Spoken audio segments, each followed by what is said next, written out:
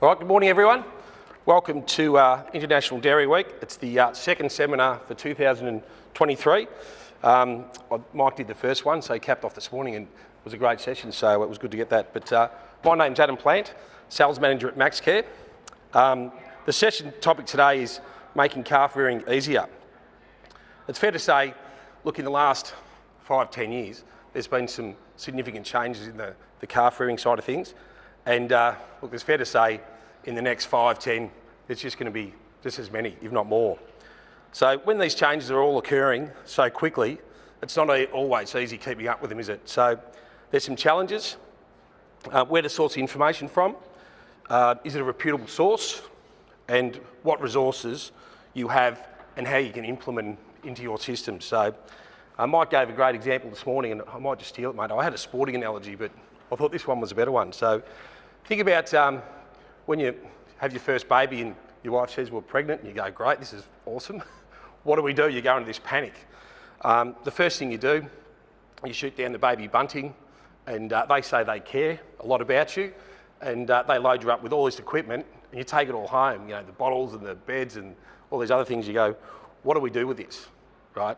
And you know, what they should have said is some basic things. You know, you can have a baby. It needs to be comfortable. It needs to be fed. It's going to poo quite a lot, so you've got to do something with that, and you've got to clean it. So, and what you probably would have done is gone and spoke to someone who's probably had 5 or 6 kids. They'd be pretty tired, I reckon, but it'd be good to probably speak to someone with the experience. And that's what I suppose today's about. Today we're going to talk to Annie, who's a local dairy farmer who's implemented some changes, and also we're going to talk to a couple of, I've written down legends, but they are a couple of industry leaders who work with many farms, you know, across the country and international as well. And all three of them have seen firsthand how improved practices have led to some really successful outcomes. So in short, like today, you've taken the time to come here, so I thank you for that. But you know, to get something out of it, today's goal is to share with you some insights which will hopefully make your life easier. That's what it's all about, and I don't think anyone doesn't want to make their life easier, so we'll kick on. So the format, you can see that there's a panel of 3. So I'll ask some questions to the panel, I'll introduce them, and then we'll open up some QA for you guys as well. So I'm not sure with Annie, but Mike and Tom are going to be at stands for today and the next couple of days, so I'm sure you can always pop in and see those guys if time doesn't permit today. So firstly, Annie, I'll give you a quick introduction and you can give us a bit of a spiel about yourself. So Annie has a dairy farm locally. She looks after the calf rearing operation amongst many other things there as well. You know, at MaxCare, we've worked with Annie for quite a number of years, and Annie's always got a thirst to learn. You go out and see Annie and talk to her over the phone, always asking, you know, a lot of questions. So she's inquisitive, and she's implemented some of these protocols and practices, and she's getting the best results. So I'll just throw to you, Annie, and just give us a bit of a spiel about yourself. There's your, watch out, it's the I'm sure I won't need this. Is it working? So we're a local farm here just on the outskirts of Tat. We've got 500 hectares between the 2 farms. We've got second farm runoff and the main farm. We're milking just over 500 cows at the moment. We calve 3 times a year. So we're calving right now, then autumn and spring. So it's basically Greg and myself. Greg's my partner. His son Scott, he's got his own contracting business. Then Amy, his daughter's involved as well. His brother is Mr. Fix-It maintenance man. And then we've got some staff, including some backpackers too, of which have joined us today. Thanks, Annie. The second guest is Mike Ryan, Managing Director from Eagle Direct. We've been working with Mike for some time, and one of the reasons we asked Mike to talk today is they've, you know, Eagle Direct have got some common goals with what we have at MaxCare and what we do. One of those is cow comfort, which you know, through the shed design and layout, which I saw a great presentation before. But I'm sure, Mike, you'll elaborate further throughout the day. So I'll just throw it for you for an intro, mate. terrific. No, I guess when you keep tripping over people that are doing a great job, like MaxCare, it's you think, right, how can we work together on some of these facilities and be able to I guess offer our customers, because we all, as we said, we want the common good is that cattle or that animal comfort. So it's been really fun travelling through New Zealand and through sites with these guys, and just looking at really what we can do with pre-existing facilities. And most of the time, I guess, what we're finding is calves are actually put in pre-existing facilities, and how we can make that the most comfortable environment for those animals during the time that they're in it. Thanks, Mike. Nice intro. And last but not least, Tom Newton, Business Manager at MaxCare. Tom, I don't know anyone that's... I work with Tom, and not just because I work with you, mate, but and you're my boss. But I don't know anyone who's more passionate about the industry. Always looking for and sharing best practice. But one of his biggest assets that Tom does is bring people together. He's just such a and anyone that's met Tom just knows he connects, and he's so passionate and honest and trustworthy. So over to you, mate. That's a bit of a... Thanks, mate.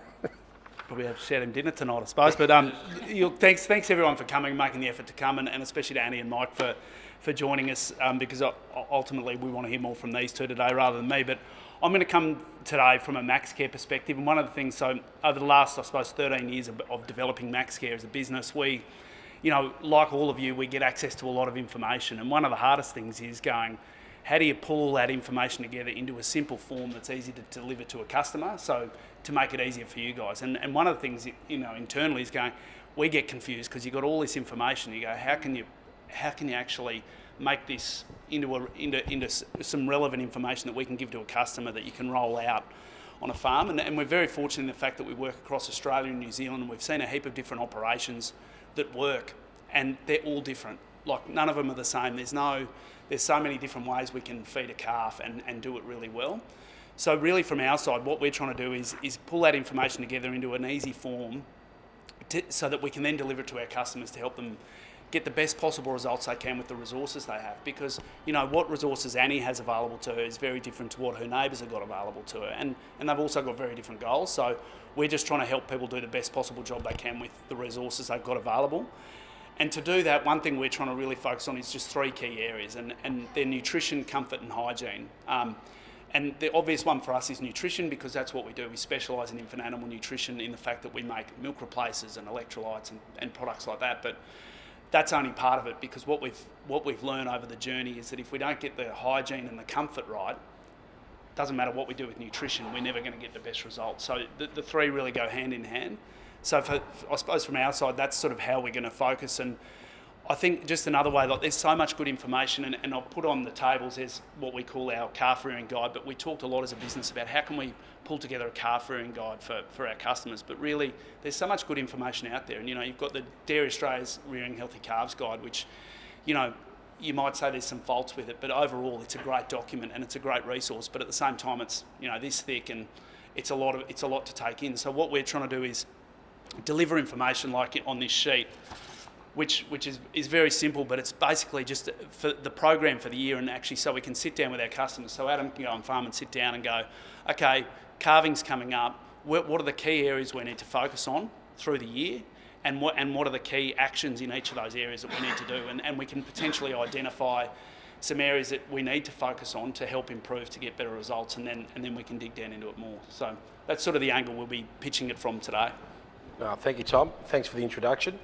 All right, so we'll just go on a couple of questions that are pre-prepared, and as I said, once we go through those, if you guys have got any questions, we'll throw for a bit of a Q&A to the audience there as well.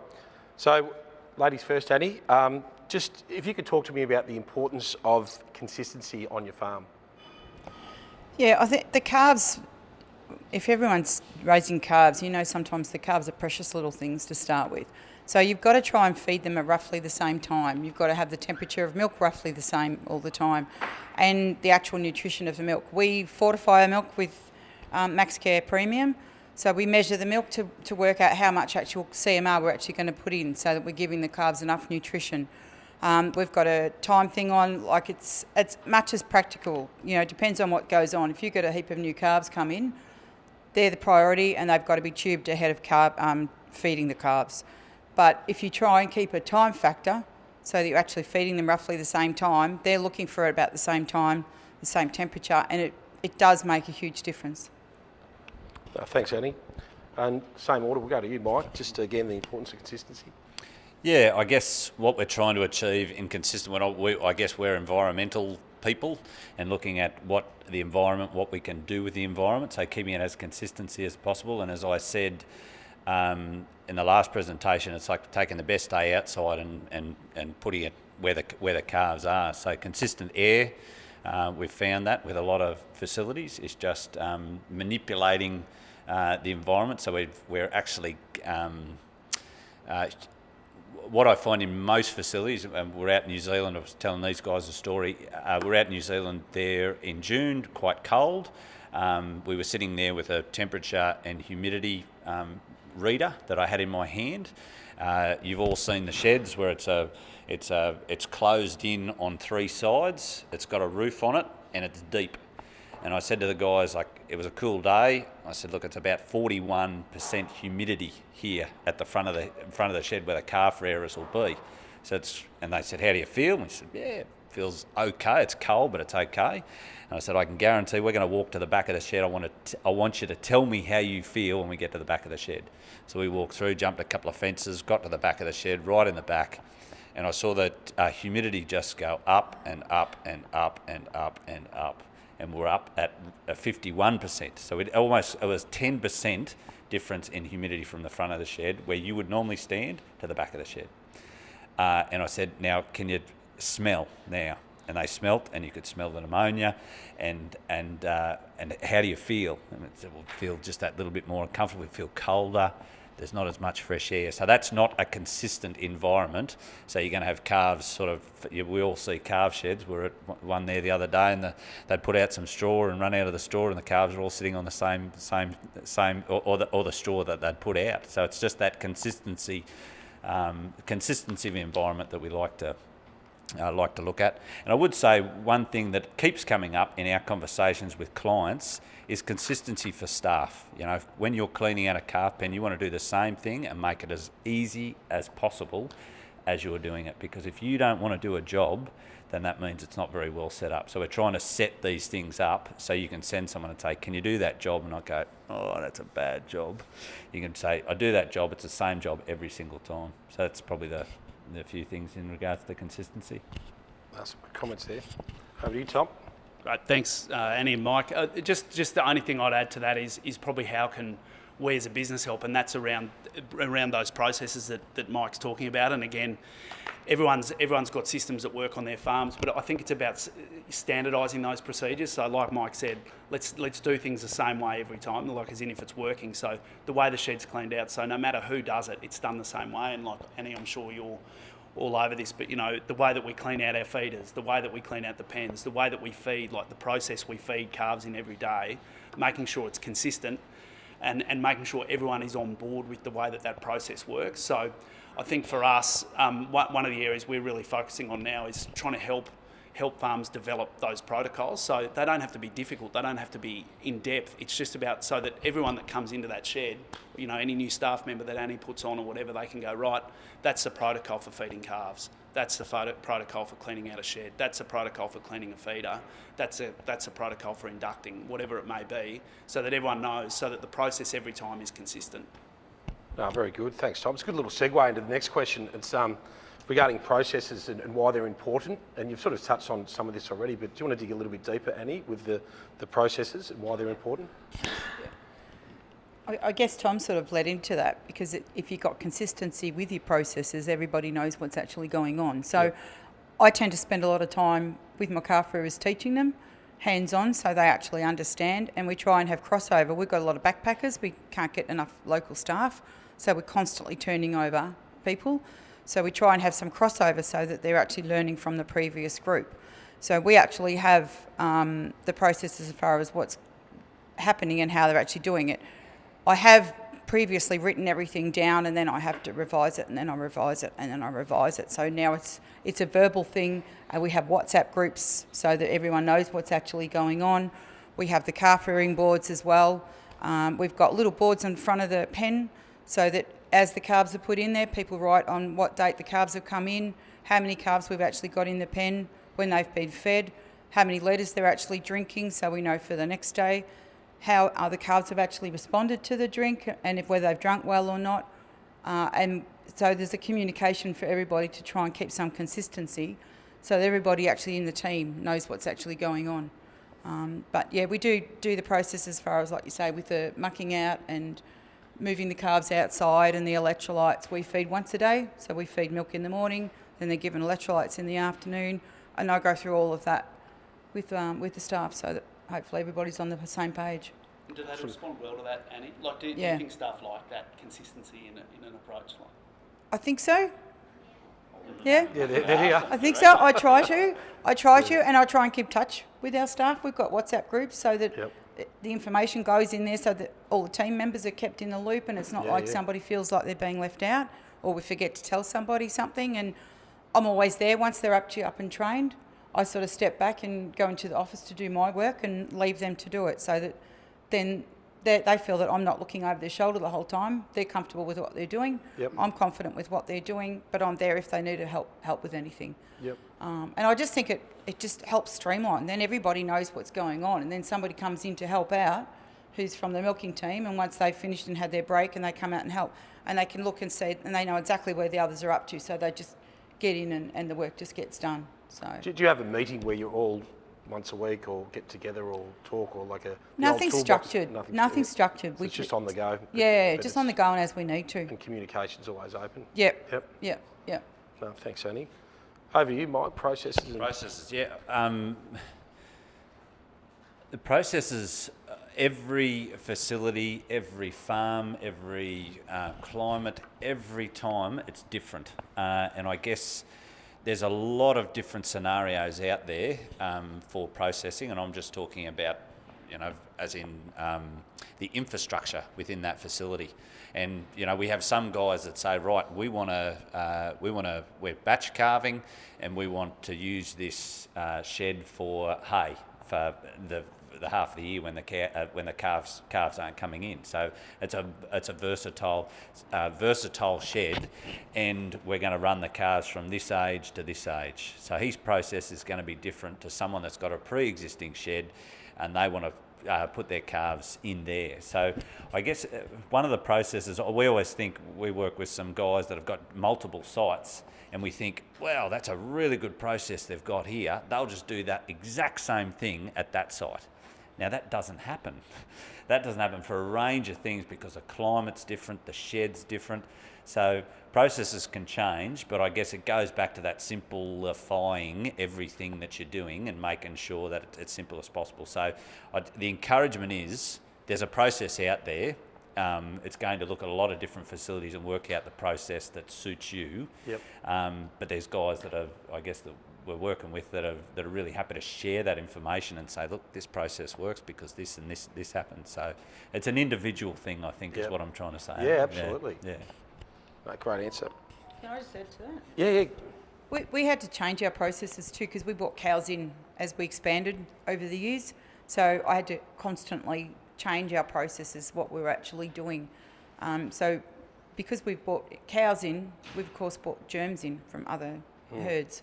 So we've had to actually instigate boot washers and glove washers for hygiene purposes, because we were finding we were getting sick calves, and we've had to extend the dividers between the calf pens so the calves can't touch each other. They're still not perfect, but they're better than they were.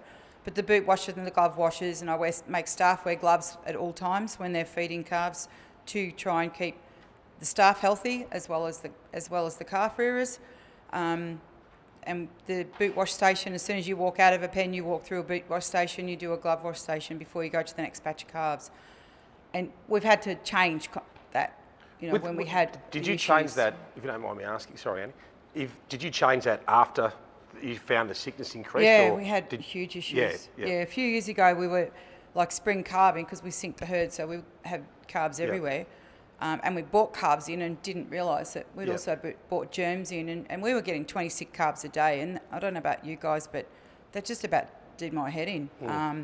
Not just the expense and the time, but the emotional with me and my team, looking at all these sick calves when you're passionate about the health of them, and you've got all these calves sick. So it's like we put our heads together back then, and we've sort of instigated the boot washers, glove washers, hygiene, no stepping from one pen to another. Because, look, years ago I just used to feed them all by myself. So I'd have that pen on the feeder, and And I'd be in here feeding this pen and one would come off here, so I'd just step over. Because we were closed herd then, we had no issues, so I'd step over the divider. Well, no more of that. We use a Germinate solution as well. In winter, we have wet weather gear on and you spray yourself in between every single pen. Now it's too hot for that. We'd all be dropping dead with heat exhaustion. So I've just got aprons, but we spray ourselves in between that. The boot wash, the glove wash, like I said. Spray the pens out, sanitise the pens, wash the feeders, sanitise the teats. It's created a lot of work, but it's also saved a lot of work because we hardly have any sick calves. Yep. No, So great. you've got to sort of change. If something changes, you got to change your processes accordingly. Thanks for sharing. And the only thing I'd add, Adam, from our side is, I guess, back to what Mike said around, it'd be great if we could just implement a range of protocols that were just, I'm sure Trent would love to go in and just drop in an automatic calf feeder and go, here's a calf feeder, this is how you set it up, this is how you feed them, done. And that's how you've got to do it. But the reality is that every farm is different. So, yeah, we've developed a range of simple protocols. So, for instance, colostrum. And this is an ideal world. Yeah, if you don't have a colostrum protocol, we can give you that. But I suppose what we're trying to focus on is going, okay, Annie, this is the colostrum protocol you've got, and if you're not happy with that, right? How can we tinker with that to try and make it a bit better? It might never be perfect, but it's going to be. Let's try and work to get it as close to that as we can. So again, I think it's about going from our side, but also from a farm perspective, is go. Like Annie said, the shed's still not perfect, but it's getting better, and it's getting better. And I think from our side, that's what we're trying to do, is just try and improve all the time. And that's so by developing those protocols, which, to anyone who's interested, we can make them available. So that we've now got just some standard operating procedures that we have pretty much across this whole calf program that we can give you if you don't have them, to help you as a starting point. So yeah. And they're adjustable and changeable. You can edit absolutely, them. Yep. No, thanks, Tom. So, and you've probably touched on this before, but some tools to assist with calf rearing easy. I've seen firsthand what some of those tools and things you put in place. Can you just sort of elaborate on that a little bit further? Yeah, I guess the WhatsApp group, the boards that I mentioned earlier, the little communication boards on the front of the pen, because then it means if I fed the calves today and someone else is feeding them tomorrow, they've come in, they've got my notes from today as to what's going on with the calf. It helps then also identify if that calf's not drinking today, but the board says it was drinking yesterday, so something's not right. We then transfer that information, and we've got a big board where we've actually got all the pen numbers on there, the calf numbers in there, how much they're actually drinking, and then we've got that to calculate how much milk we actually need the next day. I've got photocopied and laminated sheets up to show them how to actually mix the boot wash. I've got up on that board, I've got the mixing rate for our cord dip as well. And I just think all of those things, as well as the communication, the constant communication between the team, I think that just helps all the processes. Excellent. I'm sure there's something else I want to add to it, but I can't think right now. Oh, just one thing I've noticed that red, amber, green that you. My dots. This Yeah, is the my dots. traffic light system. Thank you. With the calves, when we've got the spray, tail paint spray that we use on the calves for a visual identification as to where you're up to. So every single calf on our farm is tubed colostrum. I tried to back that off a few years ago, and it didn't work very well. I have to rethink what I was going to say then. Something at the fan. It didn't work at all. So because I sort of said to the calf rearers, if the calf comes in, it looks like it's got a belly full of colostrum, don't worry about tubing it. Yeah. But one person's interpretation of a belly full of colostrum is very different to another person, particularly when they're still getting up to speed or they're tired. So every single calf is tube colostrum, so they get a red dot on their bum. Every single calf is cord dipped, their navel and their belly. So dipped with an iodine metho water solution, so they get a green dot. And then they get a BioBoost paste, and that becomes an orange dot. So that's their traffic light system. So that if we've got quite a few calves to be tubed and you've got a couple of people on board and they go into the pen, you can say, well, there's one more calf in that pen to be tubed, and it's like, oh, yep, I know which one, because it hasn't got a red dot on. Yep. And that works really well as well. So. No, good one. Thanks, Annie. Over to Mike. my direction was. The tools. Oh, the tools. Sorry, tools. The to tools. assist. I think there's engineering solutions for everything, you know, and I guess what we're trying to do is limit the tools or the engineering solutions as much as we can, because what they do, engineering solutions is a nice way of saying you've got to spend money. So if you can engineer the solutions out of the facility as you start, then that's a really great way. And I think what I said there at the beginning, like humidity is our enemy and air exchange is our friend. So if we can look at the tools we use to do that, and it's really simple, like fresh air, 2 calves, and clean beds. You know, that's what we're looking to achieve. And how we do that, there's a range of tools on how to do it and how you're managing your animals. So it's really sitting down at the very beginning and saying, right, what do I want to achieve? Because there's like I said, multiple sites and multiple different ways of doing the same thing. But I think, what I would say is that big breath in and getting down where the calves are is something that I do often. People think I'm a bit crazy and I get a lot of photos taken of me as I'm doing it, but it's a really good thing to be able to do, because it's really easy to stand in a feed lane and say everything's fine. You know, most of the time it's not fine. Does that make sense? Yeah, absolutely. Yeah. No, thanks. And Mike, just on that as well, one thing you said that, like, and fair to say, you guys actually don't build sheds, so you're not going to sell a new shed. No. So I think it's, if you just want to touch on that, because one thing I probably got a bit confused when we first started working with Mike, he's not about going onto a farm and saying you've got to put up a new shed. It's I about- started with that, Tom, actually. My father-in-law in Ireland, I moved to Ireland in 2007, where a lot of shedding happens. My father-in-law sells sheds for a living, and the Irish government gave an 80% grant for sheds. So you could spend $100,000 and you'd get $80,000 back. Now the Irish did it so you get $120,000 back. So I was involved in the business just putting up sheds, and I never got a phone call where I said, "No, I'm sorry, you don't need a shed." You know, we just took order after order after order after order, and it was the most demoralising work that I've ever done in my life, I would say. I used to come home and just stare at the wall, and my wife said, "What's wrong with you?" You know. So I realised how badly it could be done, and there was no cow comfort or animal comfort in any of the designs. It was just all about steel and engineering solutions. So when I came back to Australia, one of the things we were looking at doing, and some of the people we're blessed to work with, we're doing a really good job on that animal comfort, and I really found out that there's some really simple ways of creating great environments for animals. So the shed guys, look, they do a fantastic job, but there was a lot of guys doing sheds and no one really focusing on that animal comfort. So it's all about animal comfort with us, and just about, you've got a building, how do we make the animal the most comfortable at the end of the day? And I took my father-in-law to one of the facilities that were done, so fans, high pressure fogging, great, air exchange every minute. And I sent him out to the middle of the shed, and he looked at me and he went, "Oh, right, I've got it." So after 45 years of building sheds, he sort of realised what we were actually trying to do. We're actually building animal barns, and the animal's got to be comfortable in there. Yeah, such a good point, isn't it? It's a bit of background on myself. You got my life story now. You didn't want that, did you? But you got it. Yeah. Thanks, Mike. Over to you, I Tom. often say to the calf rearers too, if you're not going to go in there and lay down, don't expect the calf to. Yeah, Because you touched on it before with the pens. If they're not mucked out enough, you get the ammonia smell in there. And then we're actually breeding sick calves because we're damaging their lungs.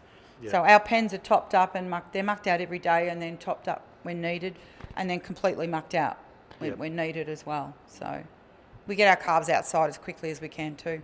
As soon as they're feeding well and tagged, they're outside and they're on the mobile feeder or the 20-teat feeders, and they do much better when they're outside. You talk about the floods that have been ravaged Victoria in the last couple of months. A lot of the insurance companies are going in there, and the house is actually fine. It's standing up, but they've just gone, there's too much flood damage.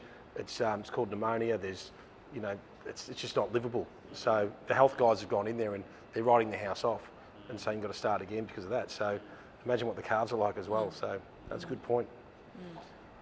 Tommy? Thanks, Andy. Yeah, just finally, just on the tools, and it's an exciting one for us. We've actually developed an app more recently, and it's more, again, just to try and help make it easier. So if you want to come by a stand later, you can just download it. It's free download on your iPhone or on your Android. And we've developed it purely to try and help on farm answer some simple questions. It's probably a bit more product related in the fact that there's some calculators on there working out how much actually you need, how much milk replacer you need to feed, the cost of feeding that milk replacer, some simple calculators like that, but also some of those protocols and processes I talked about are on there as well. There's a few how-tos, and there's just easy ways to get in touch, easy ways to find out how to get a quote on product. So there's the app, so that's something that all of you can download for free that could be helpful. But I think also, we talked about, there's another app called, if you've heard of the NRC, which, Trent, tell me what NRC stands for again, do you know? National Research Council, thank you, who are in the States, are probably the leaders in actual developing programs around, thanks Trent, well done. Put him on the spot. Put him on the spot, but so for developing from understanding nutritional requirements of a calf, there's a great app now called the NRC Calculator, which again you can download for free, which can actually help you calculate based on the temperature, like the ambient temperature, based on the size of the calf, all those things, what the actual maintenance and growth requirements are for that calf. So there's all these tools that are available. And from our side, we've talked about the protocols, but we've also got processes that so if things do go wrong on farm, we've also developed a process that we call our on-farm sort of non-conformance process, where we can go through and we can help you to step by step to step through. Okay, these are the steps we need to go through, and knowing when we need to engage a vet, when we need to engage outside help, and things like that. So there's a number of tools available. Outside of those, but they're just a few things we've been working on. Very good. I might just, the audience, we've heard a lot of talking, so I'm sure you've probably picked up something or wanting have some queries to these guys about anything they've picked up. Is there any questions you guys may have? Silence is golden. I was talking to a client the other day, just as people are thinking about a question if they've got one. And when I'm an infrastructure person. I'm not nutritional. I'm not looking at a nutritional base. But a good customer of ours just said, I spent $15 on setting that calf rearing setup right per calf. He said he worked out how many calves he's going to get through, how many years he's going to have that facility, and he worked it back per calf that he's going to go, and worked out how cheap that was for setting that animal up in the right zone. I just thought it was a really interesting. I'd never heard it like that before, and I thought, wow, that's a really good way to look at it. To set up a good facility that you're happy with is going to cost you this much. I can't remember whether it was 15, but it was around that sort of dose. So looking back and looking forward, and I think a lot of the time when I go back to my father-in-law's, building infrastructure, it's always, there's a lean-to there and we can put another lean-to over there, and then you end up with a mishmash of buildings, where this guy's went, no, these are my calves, these are the most important asset that I have on my farm, this is the most important setup that I will do because I'm setting that animal up for life. So $15 per calf, I'm going to spend about it's going to be 20, and it's going to last for 20 years. So, yeah, I just thought it was a comment. Very good. Did anyone think of any questions? Got one for Annie. I suppose the other guys can jump in there as well, but that time when you went from a closed herd to an open herd and started bringing things in, what happened? Like the numbers must have started going north with morbidity and so forth. What did you do when the wheels fall off? What do you do when things start going south? It's all great when things are going north and you've got all these good results, but things do go south every now and again. Often walk away and have a few tears to start with, and then compile myself and try and work out what we're actually going to do. Yeah. And like I said, the team that we had back then, we just sort of put our heads together and gone, righto, what are we going to do here? We've got to change something. Yeah. So recognise what's happened, what's changed, because we've now got pretty much every disease under the sun there. So I've got to deal with all this sorts of different stuff. So our boot washes and our hygiene practices and all that sort of stuff was obviously instrumental. Making sure the pens were mucked out properly, sanitised, feeders being washed in between each pen, the staff being clean, and that's where I got onto some other probiotic as well, to try and put good stuff into the calves rather than fill their bodies with drugs. Yep, yep. Drugs are sometimes not necessary, but if you can put the good stuff in and help them fight it themselves, that's my preference. Yep. So yeah, it was just doing homework, talking to people, and trying to find out what on earth was going on. So now we hardly lose any calves now. Yep. We lose a couple, but I think everybody does that. But hardly any calves, so it's much better, and we hardly get any sick calves. You get the odd one or two, but you're onto it straight away, because I tell everyone what to look for, and I'm out there as well having a look at the calves at different times of the day, and you can see a change straight away. So the team communicate that with me, and we jump onto it straight away. Absolutely. No, nice one. Yeah. Tom or Mike, I mean, you don't have to, but is there any, when the wheels do fall off, is there anything you guys do or put in place? I think you struck on it there before. It's a bit, it's that emotional drain that happens, and we are on different farms, and we often have calls between each other, because when that does happen, and that's a really hard, that's a cost that can't be quantified, but it's emotional strain on yourself and on your being, and that has to reflect on your work. So that's got to reflect on your workers and the morale, and the amount of phone calls that we got through the whole east coast of Australia talking to customers, and you could just hear it in their voice. We had a guy come out, Carl Berge was coming out to do hoof trimming, and normally people line up to do the hoof trimming courses, but no one wanted to leave the farm. It was just down, So I guess when that does hit the fan, it's obviously setting yourself up right, so to try to legislate and clean out and start again. Yeah. So. Yeah.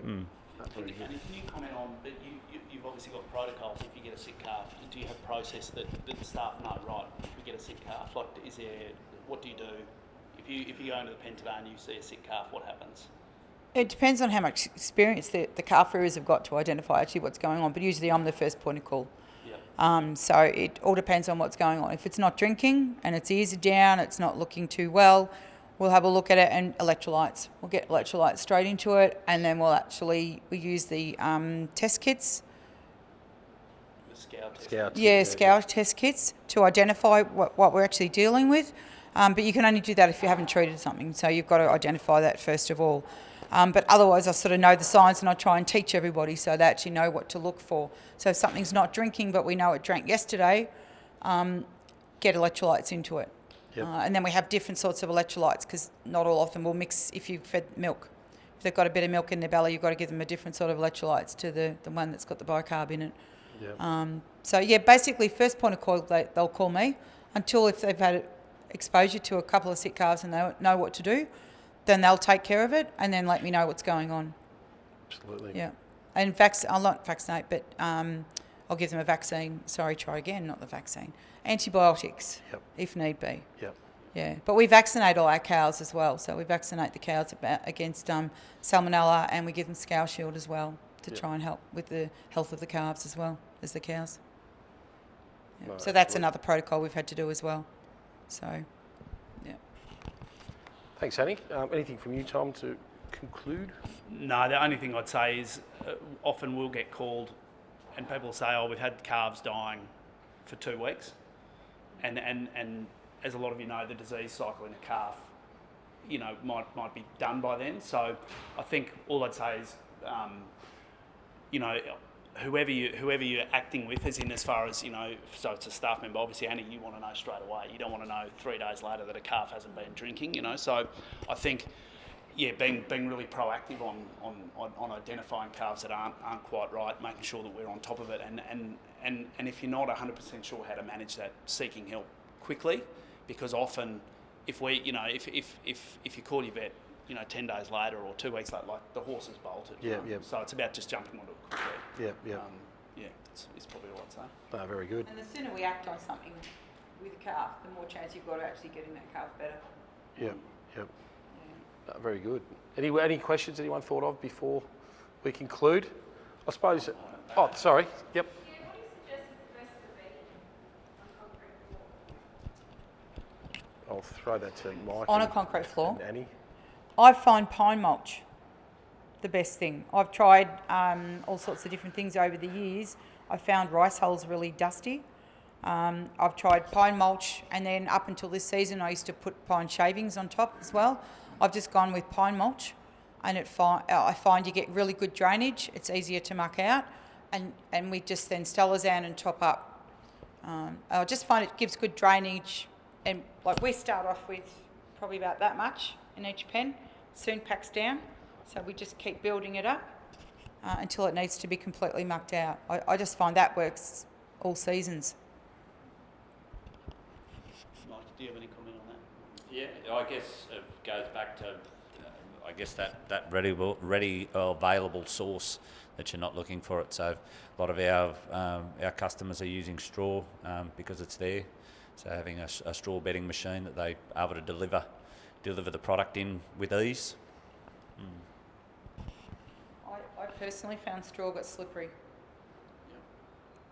Yeah. But that's my personal stuff. Like every farm's different. Yeah. Other questions? Well, I suppose that concludes. I'd just like to thank you, Mike, and Annie and Tom. You guys have been fantastic. I suppose when you look at the mindset, I thought that was a great example you gave this morning about the baby. Your wife gets pregnant and you panic. If you stopped and breathed and thought about it for a little while, because your blood's rushing to the front of your head, you're probably going, okay, who am I going to source? Who's got the best information out there? Like Annie, you closed herd. When you open, you go, who's done this before? Let's go and find someone who's had these challenges before. Because fair chance someone's had the challenges. So, open the communication lines up. People are always available. But I guess that's today's session, and just to wrap up, that consistency, I think communication seems to be really key. Environment, that's a great example from just going from one corner of the shed to the other. And, there's a 10% difference, in the environment there as well. Process, it can change, but the most important thing is to have a process in place. I think that's really important. You can adjust and pivot, and there's that handover space. There's not all staff are on the same page, so just to get everyone on the same page is really important. But what life's all about is let's try and make it easy as possible. So the tools in place, find the tools to make your life easy. Don't go into Baby Bunting and buy everything. And listen to the guy who says he cares. He cares about the incentive he's getting for selling everything. So I suppose that concludes. So thank you, everyone. Thanks again. Enjoy the rest of the International Dairy Week. It's great, to see everyone about, and it's up and running. So it's an awesome start to the year. It's sort of International Dairy Week sets the tone for the year. So good to see everyone. Make sure you communicate with each other and have a chat and enjoy each other's company. Thanks again.